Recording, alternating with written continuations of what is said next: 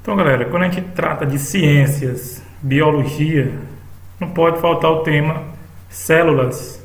E aqui no canal você tem muitas aulas sobre células. A gente vai ver os principais tópicos que você não pode deixar de ver por aqui e que não pode faltar no seu repertório de ciências e biologia, né? No que se refere a células. Então, o que devemos saber para a gente realmente garantir que estamos por dentro do conteúdo de células? É basicamente a estrutura, parte morfológica da célula, que tem na célula, os componentes estruturais, especialmente membrana, citoplasma e núcleo, se tiver núcleo na verdade, os tipos de células, procarióticas, eucarióticas, as organelas, tanto as membranosas como as que não são membranosas, as funções dessas organelas, a gente tem que saber, processos químicos que acontecem, e até os físicos, como o transporte de substâncias através da membrana. Então, tudo isso está aqui no nosso canal Anderson Ciências.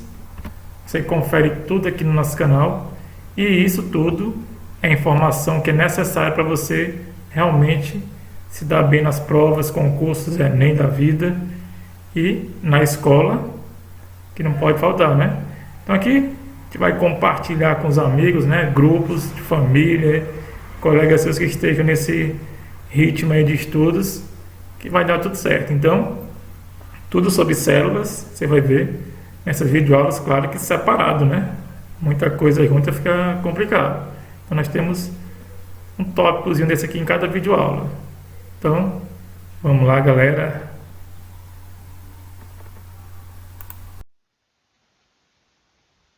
Aí vem a perguntinha clássica. Uma planta, se você fosse uma planta, de que você precisaria para viver? Você vai ver que o que você precisa para viver é muita coisa, comparado com o que uma planta precisa para viver. Para uma planta viver bem, tranquilamente, se reproduzir, produzir sementes, ela precisa basicamente de água, se ela retira do solo, ou se for uma planta aquática, melhor ainda. Luz, tem luz do sol à vontade para ela durante o dia. Sais minerais, também retira do solo, são os nutrientes. Clorofila, ela tem na sua célula, no caso, ela contém essa clorofila dentro dos cloroplastos. Você voltar naquela aulazinha nossa lá sobre células, a gente trata da organela chamada cloroplasto e a presença da clorofila nesse cloroplasto. E também o gás carbônico, que para nós que fazemos uma respiração é um produto final, praticamente jogado fora. Para as plantas, esse gás carbônico é a matéria-prima. Aí onde vem a complementação. A respiração joga fora esse gás carbônico e a fotossíntese aproveita ele. Por isso que são processos complementares. Além de que a fotossíntese produz o oxigênio, que é utilizado na respiração. Você pode perceber que um processo complementa o outro.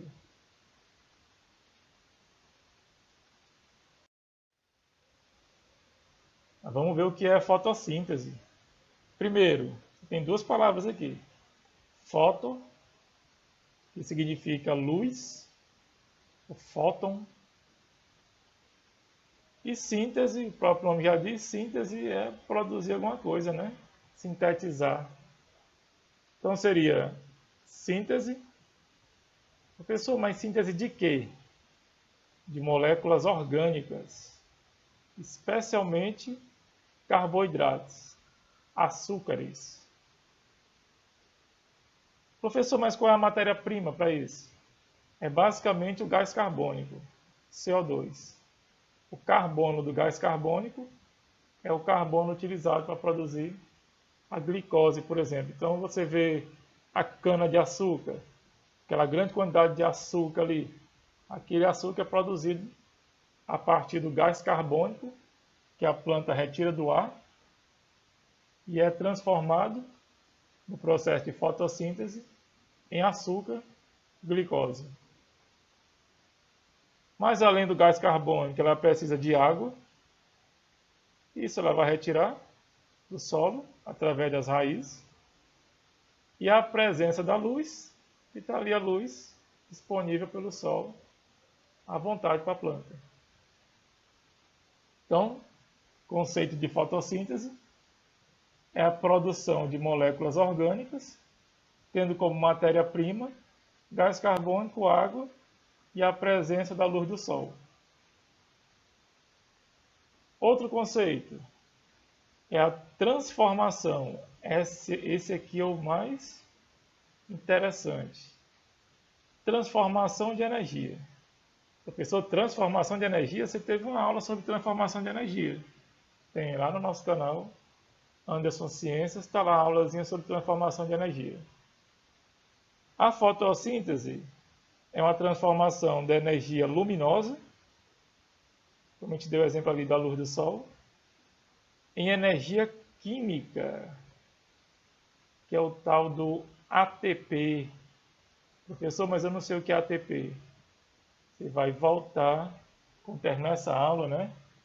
Você vai lá na aula de respiração na célula, tem o conceito lá belezinho de ATP. Para a gente não ficar viajando muito aqui na história, ATP é uma molécula capaz de armazenar energia na célula. No caso, energia química.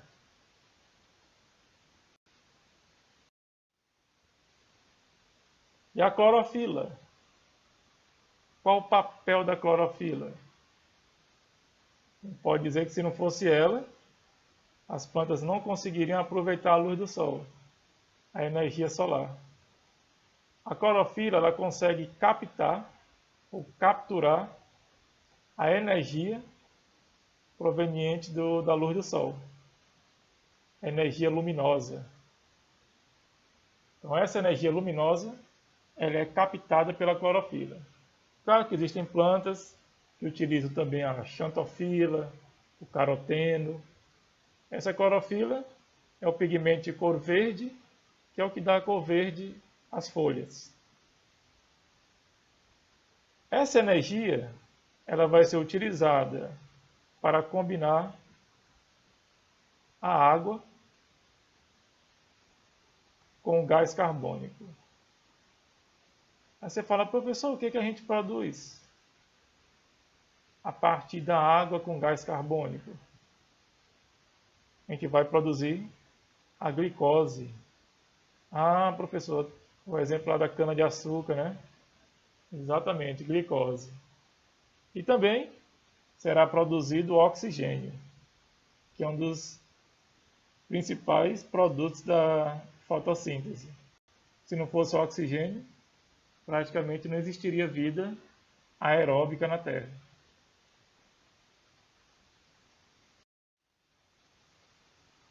Mas vamos ver o que são cloroplastos.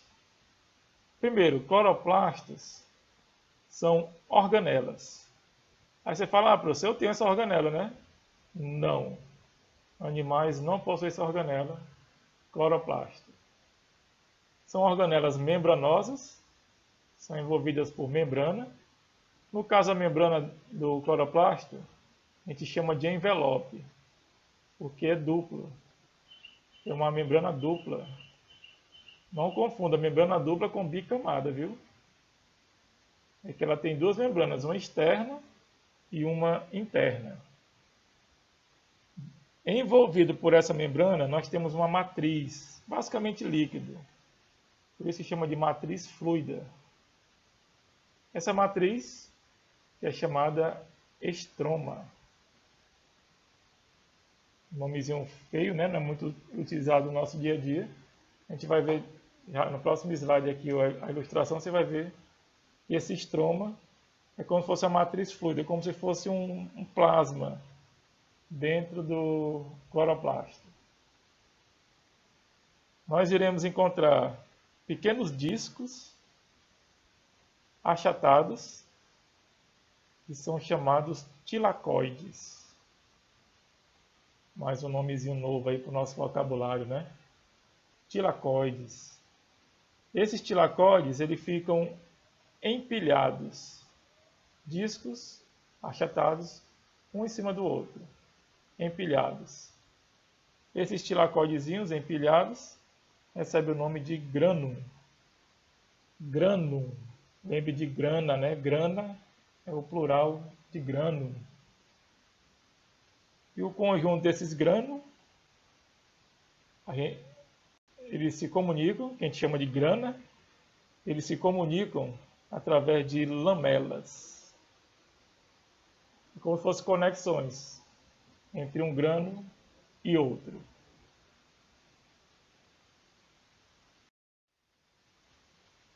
Então aqui nós temos, que a gente comentou no slide anterior, a gente pegou uma folhazinha aqui, observou uma célulazinha dela, a gente verificou o que? O núcleo, célula eucarionte, esse vacúolozinho bem importante no armazenamento de água, a parede celular que nós não temos, feita de celulose, e aqui nós temos o cloroplastozinho. Dentro desse cloroplasto nós temos a matriz fluida, que é o estroma, presença de DNA, bem interessante, como a gente observa também na mitocôndria. E aqui a gente vai destacar a membrana externa, a gente não falou que tem a membrana dupla, e a membrana interna. E temos esses discos que ficam empilhados, né, uns sobre os outros. Cada disquinho desse é chamado tilacoide. E esse conjuntinho desses discos a gente chama de grânum. Professor, cadê as lamelas? Estão aqui, ó, a comunicaçãozinha entre um grano e outro. As lamelazinhas. Interessante de reconhecer, ó, que a membrana do tilacoide é parecida ao sistema da membrana plasmática. Uma bicamada de fosfolipídios. Bem interessante, né, isso aí? Tem a cabeçazinha, essa região aqui intermediária.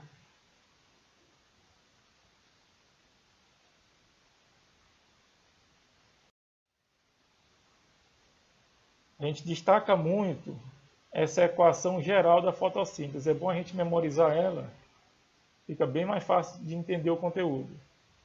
Essa equação aqui, se você perceber lá na química, ela já está balanceada. Os números baterem aqui certinho, né? A gente pode perceber, nesse lado aqui, antes da seta, nós temos os reagentes. E o lado depois da seta, os produtos. Você vai lembrar bem lá da química, né? A gente vai ver aqui os reagentes. CO2, que é o gás carbônico.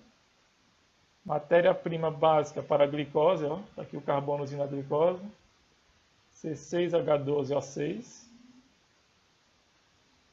Temos a água. Professor, mas onde é que participa a água? Bem aqui nesse processo.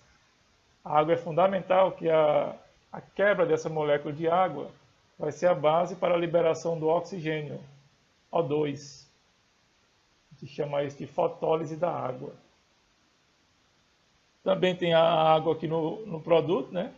Ela também se forma no final. Então nós temos água no início, no reagente, e água no produto. Esses numerozinhos 6, 12, aqui é o balanceamento da equação. Vai ver isso de boa lá na química. Professor, faltou uma coisa nessa equação. Faltou. A energia solar. A energia luminosa. Vem de onde? Luz do Sol.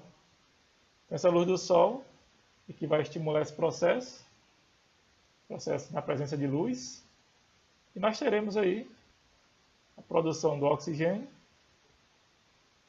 da glicose, e nós temos a utilização do gás carbônico, que ela retira do ar, e da água, que a raiz absorve do solo. Então aqui nós temos um esquema geral com a equação geral da fotossíntese.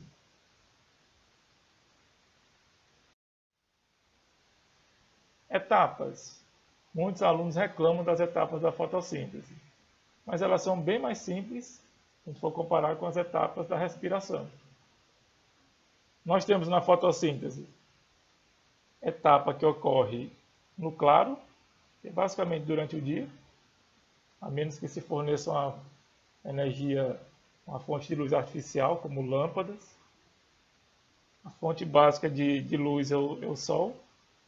Então essa etapa, olha o nome aqui, ó, foto de luz e química, que é reação química.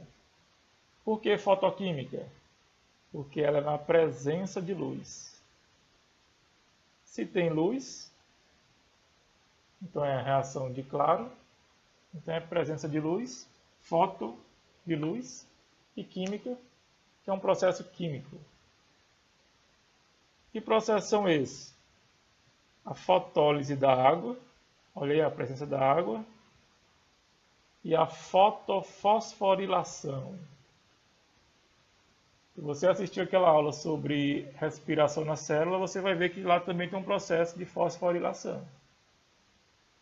Bem interessante, né? Essa similaridade dos dois.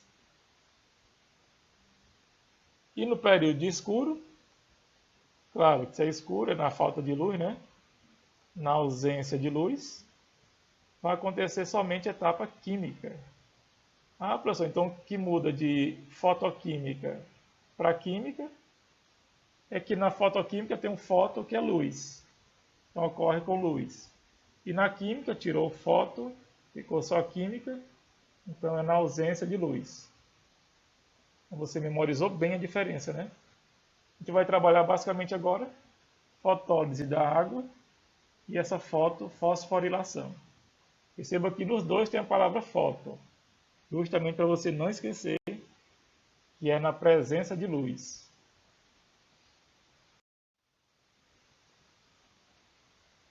Vamos ver a etapa fotoquímica.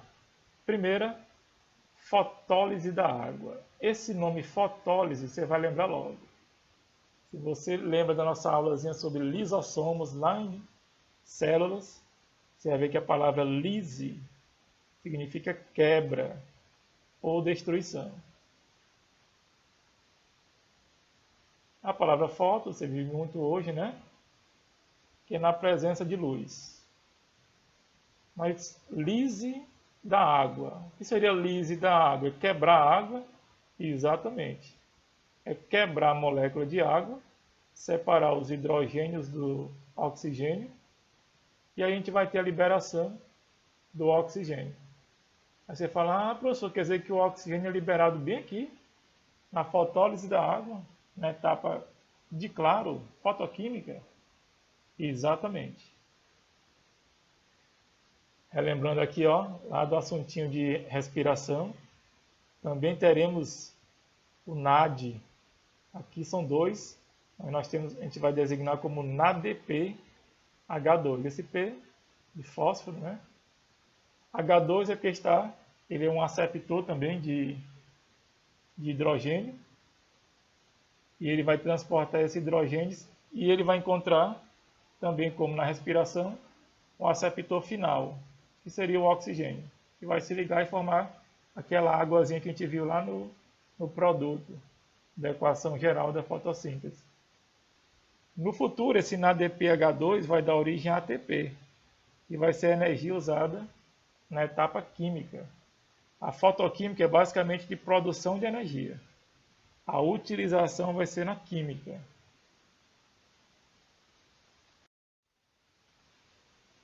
Agora, fosforilação. Essa palavra fosforilação, ela te lembra produção de fósforo, produção de fosfato. Então vai ser adicionado, vai ser produzido fosfato nesse processo. O fóton, você vai lembrar, né? Que na presença de luz.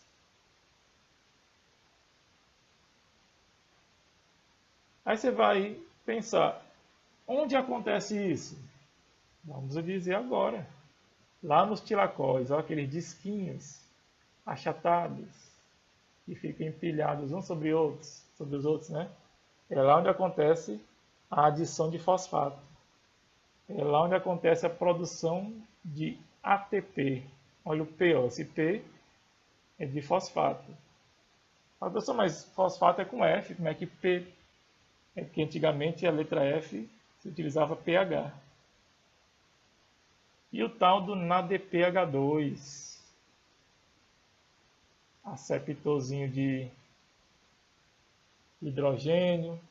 Já vê que esse NADP também vai ser utilizado na produção de ATP.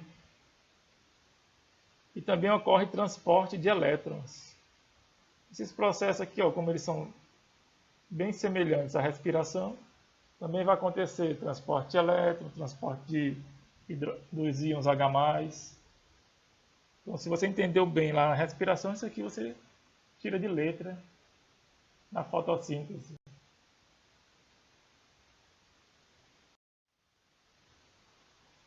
Etapa química já é na ausência de luz. Então você pode perceber que não tem mais a palavra foto aí, né? Se não tem foto, então não tem luz. Ela vai acontecer, ó, naquela matriz fluida, que é chamada estroma. Lembra? Fotoquímica, fotofosforilação lá no tilacoide. Etapa química já no estroma, na matriz fluida. E aqui nós temos aqui, ó, produção da glicose. Então, oxigênio é na fotoquímica e glicose na química. É bom memorizar bem isso aí, viu? Pode ter uma questãozinha que vai querer dizer que a glicose é na fotoquímica. Não, glicose é na etapa química. Matéria-prima para a glicose, como a gente falou, né? É o gás carbônico que ela retira do ar, CO2. Quando eu falei que na etapa fotoquímica se produz ATP, aquele ATP é energia acumulada, é a molécula que armazena energia. Só que na etapa química, essa energia já vai ser utilizada. Então, na etapa química, se utiliza energia. Na fotoquímica se produz ATP, se produz energia. Na etapa química se utiliza energia produzida na fotoquímica. Isso é como se associasse. Durante o dia, a planta armazena energia e à noite, como não tem luz, ela vai utilizar essa energia.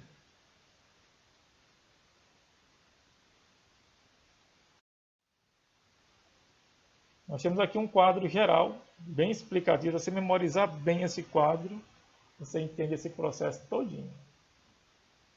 Essa primeira parte dele aqui, ó, vai ser uma fase luminosa, que é a etapa fotoquímica. O que nós temos? Luz, claro, né? O que vai acontecer? Perceba que entrou a água, H2O, e saiu O2. Então, se entrou H2O e saiu O2, então foi produzido oxigênio a partir da água. Fotólise da água. Viram lá? Perceba essa setazinha, ó, indica que o ATP e o NADPH2 estão sendo produzidos e entregues lá para a etapa química de escuro. Quando chega na etapa química, que não é mais na fase luminosa, nós já temos a utilização da energia do ATP e do NADPH2. Perceba que eles retornam, ó, apenas NADP sem o H2 e retorna ADP, que seria com o fósforo a menos. Gastou esse fósforo. E esse hidrogênio, ó, muitas vezes é utilizado para a produção da glicose e da água, e também é produzida no final da etapa química. Perceba que nós temos o CO2 entrando na etapa química e saindo o quê? Glicose. A matéria-prima da glicose, CO2, gás carbônico. Então, esse quadrozinho aqui, ele resume bem esse processo, bem fácil de memorizar e bem interessante você consegue explicar todo o processo, as etapas fotoquímica e química, utilizando esse quadrozinho aqui, esse desenhozinho.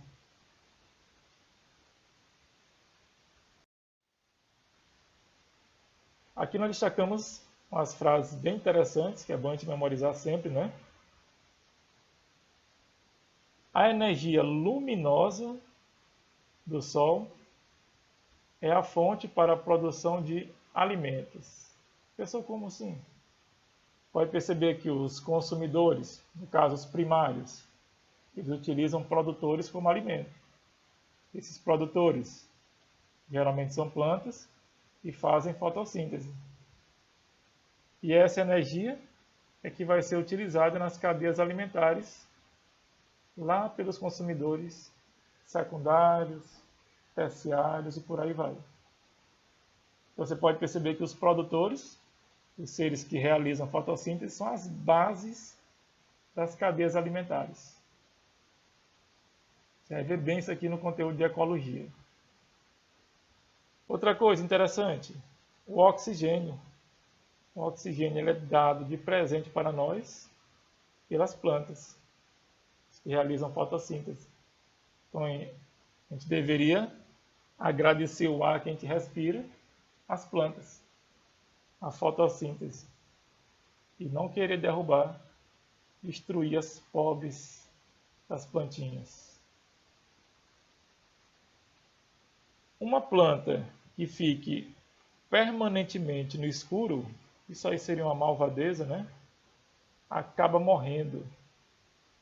Por quê? Sem a luz, ela não vai produzir energia e não vai produzir a glicose. Ela vai morrer por falta de alimento, falta de energia.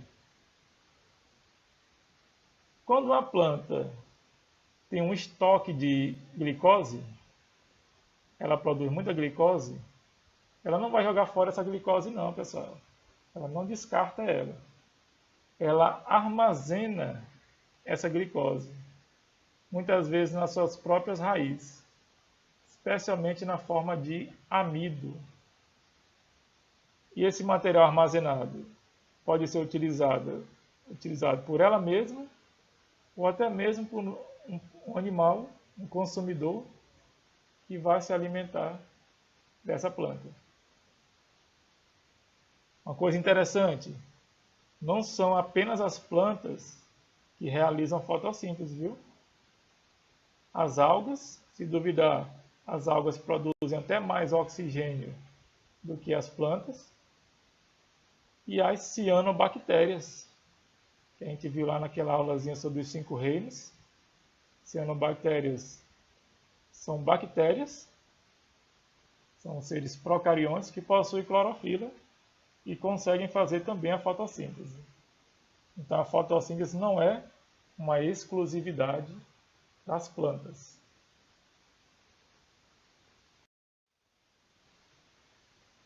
A gente comentou bem, né, a relação entre respiração e fotossíntese. São processos que se complementam, são inseparáveis, porque a respiração está liberando gás carbônico para a fotossíntese. E a fotossíntese está liberando glicose e oxigênio para a respiração. Então, são complementares. São importantes essas relações no ecossistema.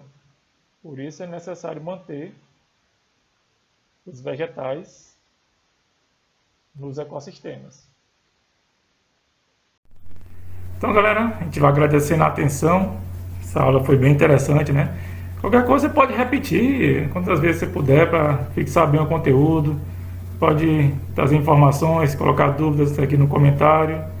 Pode também entrar em contato com a gente pelo Instagram, que é também canal Anderson Ciências, e compartilhar essa videoaula com seus amigos, grupos aí de família, para a gente trazer o máximo que puder de inscritos, que esse pessoal, todos nós, precisamos muito de informação. E essa informação é fundamental na nossa vida, né, no nosso dia a dia, também para as questões nas escolas, né, Enem.